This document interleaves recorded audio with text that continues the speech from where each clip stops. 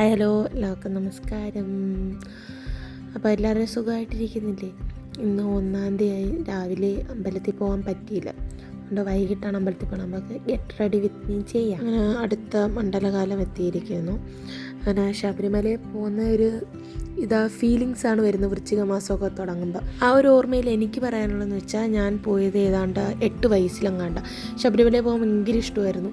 കാരണം 8 വയസ്സിലാണ് പോയത്. അതേ പോയിട്ടുള്ളൂ, പിന്നെ പോയിട്ടില്ല.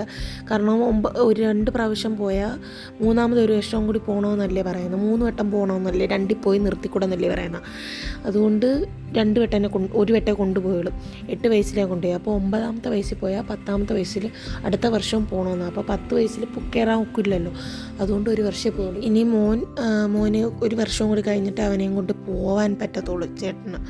കാരണം ഇപ്പോൾ കുഞ്ഞല്ലേ, 2.25 വയസ്സേ ആയുള്ളൂ. ഇതിൻ്റെ കൂടെ ഗെറ്റ് റെഡി വിത്ത് മീയും കൂടി നടക്കുകയാണ് എല്ലാവരും, അതും കൂടി ശ്രദ്ധിക്കുക. പിന്നെ ഐലൈനറൊന്നും എഴുതിയൊന്നും ഇന്നില്ല, കാരണം രാത്രിയല്ലേ, അമ്പലത്തിലൊക്കെ പോകണം.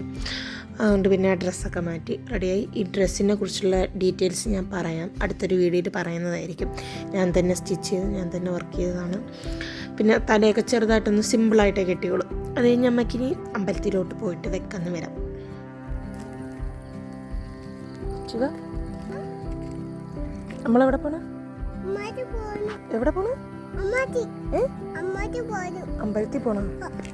അവനെ രാവിലെ കൊണ്ടുപോകാന്ന് പറഞ്ഞിട്ട് പറ്റിയില്ല, കുറച്ച് ലേറ്റായിപ്പോയി. അതുകൊണ്ട് രാത്രിയല്ല വൈകുന്നേരത്താണ് കൊണ്ടുപോയത്. പിന്നെ നമ്മൾ അമ്പലത്തിലൊക്കെ കയറി തൊഴുതിറങ്ങിയപ്പോഴത്തേക്കും കുറച്ച് ഇരുട്ടി. അവൻ്റെ അച്ഛനാണ് വിളിക്കാൻ വന്നത്. അമ്പലങ്ങളൊക്കെ രാത്രി സമയങ്ങളിൽ കാണാനല്ലേ നല്ല രസം. വെട്ടവും വെളിച്ചവും ലൈറ്റൊക്കെ ആയിട്ട് സൂപ്പറാണെങ്കിൽ രാത്രി പോകാൻ ഭയങ്കര ഇഷ്ടമാണ് അമ്പലത്തിൽ. അപ്പോൾ ഇന്നത്തെ വീഡിയോ ഇത്രയേ ഉള്ളൂ. Bye bye. എല്ലാവരും സബ്സ്ക്രൈബ് ചെയ്യുക, ലൈക്ക് അടിക്കുക. ടാറ്റാ.